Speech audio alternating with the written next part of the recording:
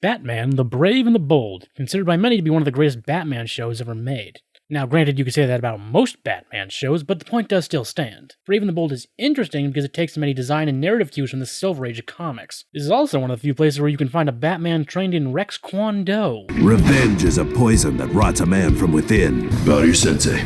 Bow to your sensei! Now, there is something really, really interesting about the show, but it's better that I show you than to just outright tell you. So, the episode begins like how all episodes start, with an unrelated story of Batman teaming up with a hero to stop a villain. In this case, Bruce has teamed up with Jay Garrick, the Golden Age era Flash, to stop Scarecrow and Scream Queen. Your Halloween trail of terror dead ends here. One of the conceits of the show was that Batman would only team up with lesser-known DC heroes, and if they used a character that people would normally know, it would be the lesser-known version, like Jay instead of Wally or Barry. Another good example is when they needed a Green Lantern. Instead of Hal Jordan, it would be Guy Gardner. They even used Space Ghost. And of course, along with that came all the guest stars to voice them. The show's voice cast ran the gamut from R. Lee Ermey to Neil Patrick Harris. And keep in mind, they went really obscure.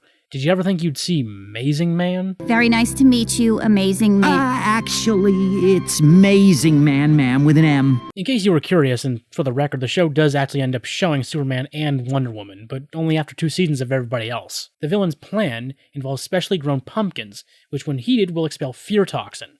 So while Batman fights all of Scarecrow's skeleton minions, Jay has to speed through the town to reclaim their tainted pumpkins, while Scream Queen tries to stop him. How does fear taste? Bruce giving Jay just enough time to get all the pumpkins and stack them in a fun pyramid, defeating both horror-themed villains. And then, of course, the town wants to know what the big idea is about stealing everybody's pumpkins.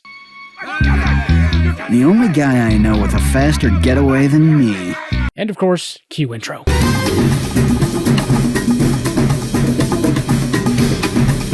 The story really starts in Victorian London, where Sherlock Holmes and Watson, it's fine, they're public domain, whilst discussing Moriarty, come across the latest victim in a bizarre crime spree involving people who appear to have had their souls sucked out. She's alive, but looks as though she's under some sort of spell. As it turns out, despite not having any witnesses, the locals believe the perpetrator to be one Jason Blood, a local occultist who they're convinced is cavorting with the dark arts. They conclude the only proper course of action to be marching down to Blood's home, torches in hand, to try and take him in. Before they get in, though, Blood tries to draw a summoning circle, and after they barge in, tries to invoke his worst half before being bound in iron. As you can imagine, Holmes is none too pleased about the good people of London accusing someone without proof, especially given the clues don't point to him. Blood writes with his left hand, but footprints at the first crime scene indicated the culprit walked with a cane in his right hand. Surmising that before being interrupted, Jason was actually trying to solve the case, Holmes also puts together that if he finishes the summoning, it'll bring some much-needed help. As it turns out, Blood was trying to summon Batman, who's in the middle of stopping Crazy Quill from committing art theft. Getting thrown into the past, Sherlock quickly figures out a bunch of stuff about Bruce, like how he's the rich son of a doctor who weaponized his fear of bats to fight crime, though Bruce isn't exactly a pushover either. Sherlock Holmes, I presume. How did you deduce my identity so quickly? The hat. To be fair, not a lot of men were a deerstalker within city limits. After explaining the situation to Batman, all they have to do is look out the window to see that the good people of London are currently trying to burn Blood as a witch. After helping him to escape, it's revealed that Bruce isn't really happy to see Blood again. They think I'm some kind of monster. Last time I checked, you were. Now, some of you might be confused as to how Bruce would know a guy from Victorian London who lived long before his time, but I will explain. Jason Blood is immortal. The reason he's immortal is that he's bound to the demon Etrigan. He and Bruce met for the first time in a previous episode, where the wizard Merlin transported both Batman and Green Arrow to medieval times to retrieve Excalibur. At that time, Blood, having already been bound to Etrigan, was being forced to serve Morgan Le Fay.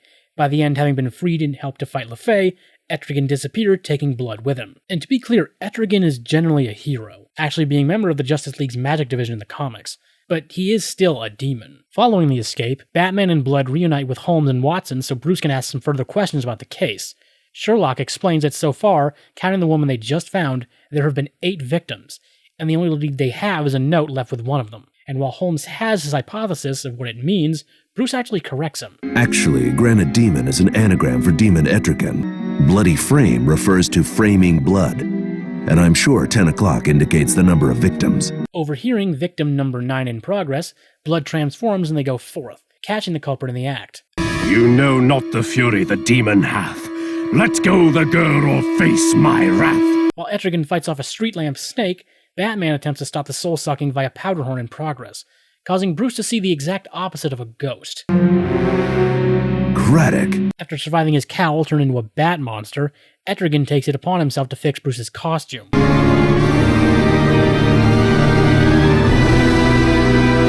Yeah, they do a lot of costume changes around here. In this case, now he looks like he stepped out of Gotham by Gaslight. After Blood returns and Holmes and Watson catch up, Bruce explains. You see, the perpetrator of the crimes is Jim Craddock. At this point, Craddock is only known as the Highwayman Gentleman Jim, but in Bruce's time, Craddock is the undead villain Gentleman Ghost, having fought each other several times already. In one previous case, creating a circumstance where Bruce had to team up with the specter of circus performer Boston Brand turned ghostly hero Deadman. Now that they're all up to speed, Batman orders Watson to contact the police to make sure no one is on the street right now. Meanwhile, he and Jason will go back to Blood's study to try and find info on the powder horn Craddock was using. Following their egress, Holmes goes off on his own to try and solve the case before Batman and Blood can. A short while later, back at Blood's place, Jason identifies the horn and explains its link to Astaroth, a demon that Merlin and Etrigan sealed away 3 centuries ago. Craddock struck a deal with this demon to become immortal. With the strength of the souls, Astaroth could break free from his prison. Just then, Watson comes in to tell the duo that Holmes has actually found Craddock's hideout at the old windmill, and that Holmes is there now to confront him, ending up in a cane versus sword cane duel with Craddock. Batman and Etrigan swooping in seconds later. To try and distract them, Craddock summons a demon to fight them off. Friend of yours? But after subduing the monster, Batman is too late to stop Craddock from using Holmes as the 10th sacrifice.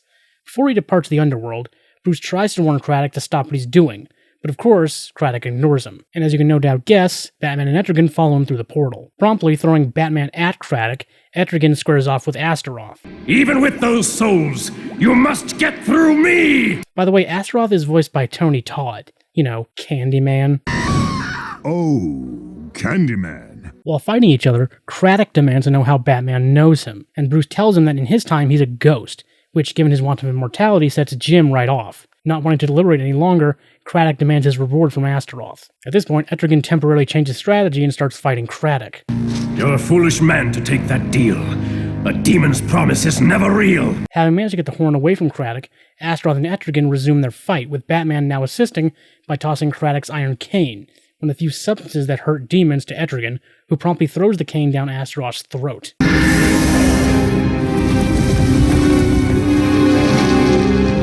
After releasing the souls and formally apprehending Craddock, Blood, Holmes, and Watson send Batman back to his time. How did you really deduce my identity? Everyone knows who you are. You're the world's greatest detective. Indeed. Meanwhile, as punishment for his misdeeds, Jim Craddock got the death penalty, only to find out that what Bruce was trying to warn him about was that yes, he would never have to fear the afterlife and stay on Earth forever, but being alive during which is a whole different story.